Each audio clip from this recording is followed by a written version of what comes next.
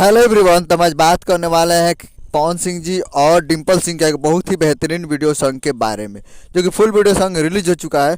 और इस वीडियो में पवन सिंह जी और डिम्पल सिंह जी और इसे गाए हैं पवन सिंह जी और शिल्पी राज जी। और इस गाने को लिखे है आशुतोष तिवारी जी।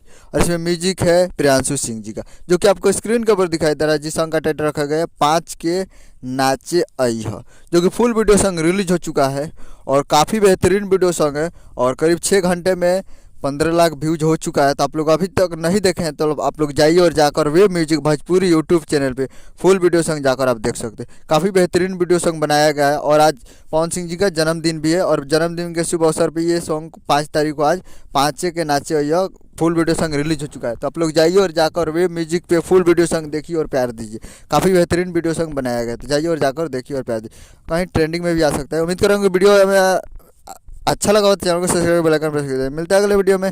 तब तक के लिए जय हिंद, जय भोजपुरी। जाइए और जाकर देखिए।